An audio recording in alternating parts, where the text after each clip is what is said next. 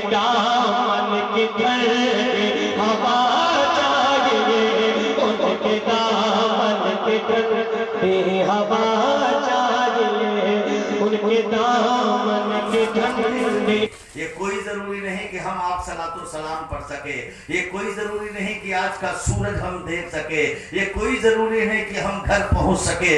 مسلمان تو وہ ہے ہر کام کو آخری سمجھے، وہی مسلمان ہے۔ ہر سجدہ کو آخری سجدہ سمجھے، ہر عبادت کو آخری عبادت سمجھے، ہر سانس کو آخری سانس سمجھے، ہر نظر کو آخری نظر سمجھے، ہر پہل کو آخری پہل سمجھے، ہر سکن کو آخری سکن سمجھے، ہر آن کو آخری آن سمجھے، ہر لمحہ کو آخری لمحہ سمجھے۔ شیخ سعدی فرماتے ہیں جو سانس اندر ہے اس کو باہر آنے کا امکان نہیں ہے، اور جو باہر ہے اس کو اندر جانے کا امکان نہیں ہے۔ اسی کا نام زندگی ہے اور اسی کا نام موت ہے۔ دوستو، بریلی شریف کو خلافت کہاں سے ملی؟ مہرارہ سے۔ اور مہرارہ کو خلافت کہاں سے ملی؟ کالپی سے۔ اور کالپی کو خلافت کہاں سے ملی؟ بلگرام شریف سے۔ بلگرام شریف میں ایک اللہ کا محبوب بندہ ہے جسے دنیا میر عبدالواحد کے نام سے جانتی ہے۔ ایک نوجوان ان کی بارگاہ میں پہنچا کہ حضور، اللہ نے دولتوں سے نوازا ہے مگر مرنے سے ڈر لگتا ہے، محل ہے مگر مرنے سے ڈر لگتا ہے، کھانے کے انتظام ہے مرنے سے ڈر لگتا ہے، عمدہ بسترا ہے مرنے سے ڈر لگتا ہے، بہترین پلنگ ہے مرنے سے ڈر لگتا ہے، عمدہ دسترخوان ہے مرنے سے ڈر لگتا ہے، عمدہ لباس ہے مرنے سے ڈر لگتا ہے، دولتوں کا انبار ہے مرنے سے ڈر لگتا ہے، عالی شان مکان ہے مرنے سے ڈر لگتا ہے، سواری ہے مرنے سے ڈر لگتا ہے۔ کوئی وظیفہ بتائیے آخر مرنے سے ڈر کیوں لگتا ہے؟ حضرت فرماتے نماز پڑھتے ہو؟ کہا حضور نماز تو پڑھتا ہوں۔ کہا نفل پڑھا کرو۔ نماز پڑھتے ہو نفل پڑھا کرو، اور دن بھر میں 10 روپیہ ہو تو صدقہ کیا کرو۔ نوجوان واپس آ گیا، نماز کا پابند تھا، نفل بڑھا دیا، روز 10 روپیہ 5 روپیہ صدقہ دینا شروع کر دیا، اور 6 مہینے کے بعد زندگی میں انقلاب آ گیا۔ پلٹ کے خانقاہ پہنچا، میر عبدالواحد کی بارگاہ میں پہنچا کہ حضرت اب مرنے کے لیے جی تڑپ رہا ہے، مرنے کے لیے جی چاہ رہا ہے، مرنے کی تمنا کر رہا ہے۔ حضور سمجھ میں بات نہیں آ رہی، 6 مہینہ پہلے مرنے سے ڈر لگتا تھا اور مرنے کے لیے جی چاہتا۔ غور کرو، 6 مہینہ پہلے مرنے سے ڈر لگتا تھا، اب مرنے کو جی چاہتا ہے، مرنے کے لیے ترس رہا ہوں، مرنے کے لیے تڑپ رہا ہوں، مرنے کو جی چاہتا ہے۔ میری زندگی میں 6 مہینے میں انقلاب کیوں آ گیا؟ تو میر عبدالواحد فرماتے نوجوان، پہلے مرنے سے ڈر اس لیے لگ رہا تھا کہ جنت میں تیرے نام گھر نہیں تھا، جنت میں تیرے نام گھر نہیں تھا، اس لیے ڈر لگتا تھا مروں گا ٹھہروں گا کہاں، مروں گا رکوں گا کہاں، مروں گا بسوں گا کہاں، ٹھہرنے کے لیے کوئی جگہ نہیں تھا۔ اور جب تو نے نوافل پڑھنا شروع کر دیا، صدقہ دینا شروع کر دیا، تو اللہ تعالیٰ تیرے آرام کے لیے جنت میں محل بنا دیا ہے۔ اسی محل دیکھنے کے لیے مرنے کے لیے دل تڑپ رہا ہے، مرنے کے لیے دل ترس رہا ہے، مرنے کے لیے جی چاہ رہا ہے۔ اے اسلام کے شہزادے، مرنے سے وہی ڈرتا ہے جس کا جنت میں گھر نہیں ہے، اور مرنے کے لیے وہی ترس رہا ہے جس کا جنت میں گھر بنا۔ آج معاشرے پہ نگاہ ڈالو دوستو، ماں بہنوں کی طرف سے میں ماں بہنوں کی طرف متوجہ ہو رہا ہوں ایک لمحے کے لیے۔ آج آپ لوگوں نے دل کھول کر چندہ کی دیا ہے، مگر نہیں، ہر آدمی اپنی بساط کے اعتبار سے نہیں دیا۔ بہادر پور کو میں بہت قریب سے جانتا ہوں، اگرچہ کئی سال کے بعد آتا ہوں، الگ سی بات ہے، مگر جناب امجد صاحب میری دھڑکنوں میں رہا کرتے، چاہے بغداد جاؤں، چاہے بیرون ملک جاؤں کسی مزار پہ جاؤں تو ضرور اس سب کی دعا کے لیے ضرور ہاتھ اٹھاتا ہوں. بہادر پور کم سے کم تو 50 لاکھ کلیکشن ہونا چاہیے. جس طرح سے یہاں کے لوگ ہیں اور خوش نصیب ہو میاں کہ کل قیامت کے دن تم اٹھو گے تو ایک ولی کے ساتھ اٹھو گے. یہ تمہارے گاؤں کا نام ولی کے نام ہے اور وہاں بھی اٹھو گے تو لوگ آواز آئے گی بہادر شاہ رحمت اللہ علیہ کے غلاموں اٹھو. تمہارا رہبر آگے آگے جا رہا ہے. تمہاری مٹی بہادر پور سے پہچانی جا رہی ہے. تم بہادر پور سے پہچانے جا رہے ہیں اور میدان محشر میں بھی بہادر شاہ کے نام سے تو جانے جاؤ گے پہچانے. حضرت زبیدہ خاتون ہارون رشید کی شریک حیات ہے. حج کرنے گئی. وہاں حاجیوں کو پانی کی بڑی قلت محسوس ہوئی. وضو کے لیے غسل کے لیے عراق آئی. بغداد پہنچی. انجینئر کو طلب کیا اور انجینئر سے کہا کہ عراق سے عرب تک نہر کھودواؤ. زمین کی پیمائشی کی گئی اور پیمائش کرنے کے بعد انجینئر آیا. کہا ملکہ راستے میں بہت پہاڑ ہے, نیچ اونچ زمین ہے, اگر آپ نہر کھودوائیے گا تو آپ کا خزانہ خالی ہو جائے گا. غور سے سماعت کیجئے گا آپ لوگ اور میری ماں بہنوں تم بھی سنو.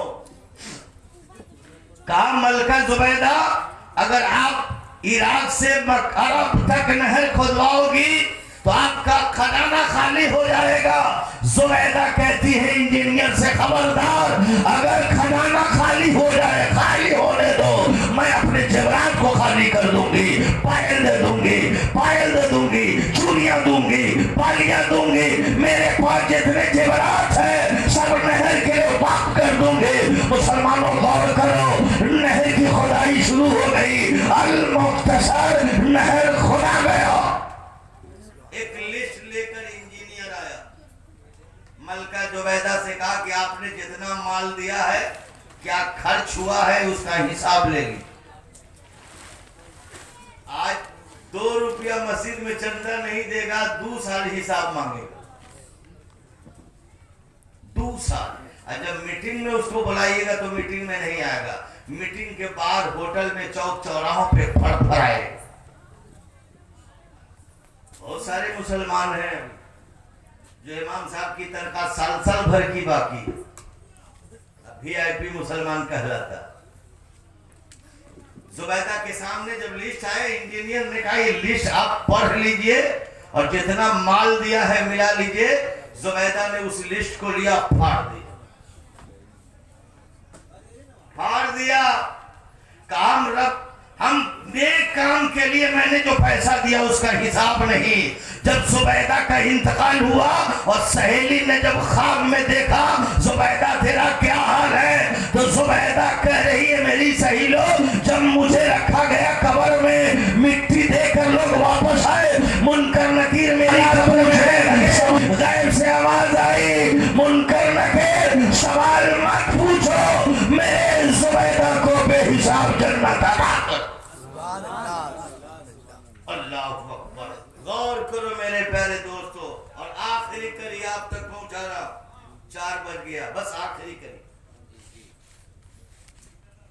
یہ افسوس ہے کہ ایک زمانے کی دوستی میں کوئی کمی رہ گئی, وہ آج میرے بڑے بھائی جناب امجد صاحب نے اور مولانا الیاس نے آج بدلا لیا.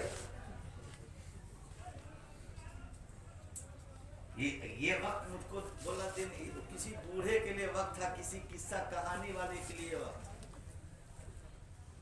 سسٹم جو تھا بالکل غلط رکھا تھا ترتیب. آئیے پھر اسی زبیدہ کی بارگاہ میں. حضرت زبیدہ نے 300 نوکرانی کو بحال کیا. 300 نوکرانی. آج تک کسی کے پاس 300 نوکرانی نہیں ہے, وہ زبیدہ کے پاس ہے. جب 300 نوکرانی بحال کر لی گئی تو 300 نوکرانی نے زبیدہ سے کہا ملکہ کس کام کے لیے مجھ کو بحالی کی ہے؟ جھاڑو دینے کے لیے کہا نہیں, برتن دھونے کے لیے کہا نہیں, بسترا کرنے کے لیے کہا نہیں, کپڑا پھینچنے کے لیے کہا نہیں, آپ کو غسل دینے کے لیے کہا نہیں, کھانا بنانے کے لیے کہا نہیں, घर में झाड़ू देने के लिए कहा नहीं तो कहा फिर नौकरी। इन नौकरी के लिए 300 नौकरानी को आपने बहाल करने की वजह क्या है? जब आप मुझसे झाड़ू नहीं दिलवाएंगे, काम नहीं करवाएंगे, बर्तन नहीं धोना है, खाना नहीं पकाना है, बिस्तरा नहीं करना है, बिस्तरा नहीं धोना है, वजू के लिए पानी नहीं लाना है, आपको नहलाना नहीं है, तो 300 नौकरानी को आपने बहाल क्यों किया? मलका जुबैदा कहती है, नौकरानी सुनो, मैं जैसा खाती हूं वैसा खाना तुम खाना, मैं जैसा पहनती हूं वैसा पहनना, और जैसे बिस्तर पे मैं सोती हूं वैसे बिस्तर पे तू सोना। कौन है?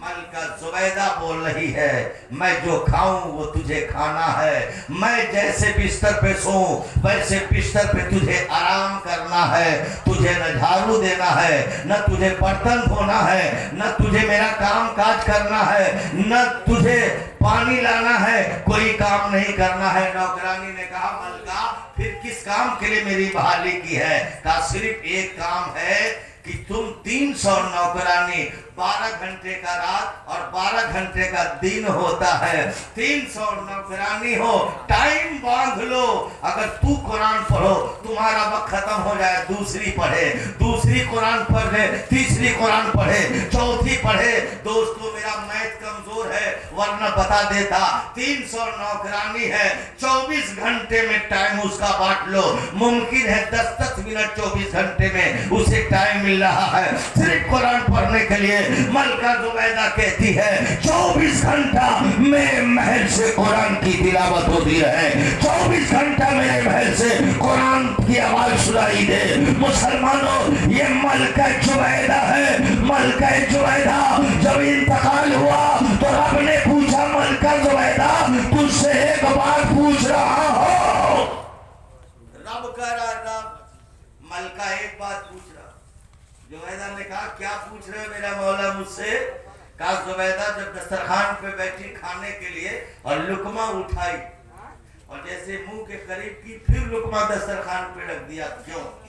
रब को मालूम था, मगर रब फिर पूछ रहा है जुबैदा से, जुबैदा लुकमा उठा के मुंह के करीब किया फिर लुकमा दस्तरखान पे क्यों रखा? तो जुबैदा कहती है मेरा रब जैसे मैंने लुकमा उठाई थी आजान की आवाज मेरे कानों तक पहुंची तो मेरा दुपट्टा सर से खसक रहा था, मेरा दुपट्टा सर से गिर रहा था, तो मैंने लुकमा को रखा और दुपट्टे से अपने सर को ढक लिया और मुकम्मल अजान को बादल सुनने में लग गई। मुसलमानों जब जुबैदा मलका है बादशाह की बीवी जब इतनी पाकमाल हो सकती है तो दोस्तों हम और आप भी चाहिए अपने घरों में औरतों को ये तालीम दे दे कि मेरी बेटियां जिंदगी गुजारो तो ज़ैनब की कनीज बन के जिंदगी गुजारो, शहरवानों की कनीज बन के जिंदगी गुजारो, तुम फातिमा की कनीज बन के जिंदगी गुजारो। और मेरे घर में नौजवान है उससे आगे बढ़ के चाहिए था, चले तो अली का किरदार लेकर, बोले अली का किरदार लेकर, सोए तो अली का किरदार लेके, जिंदगी गुजरे अली का किरदार लेके, बंदगी गुजरे तो अली का किरदार लेके। और ऐसी जिंदगी हो जाए तो दुनिया के हर महान पर इस्लाम का शहजादा मुस्कुरा के बोलेगा दस तो दस है, दैया भी न छोड़े हमने पहले जुल्मात में दौरा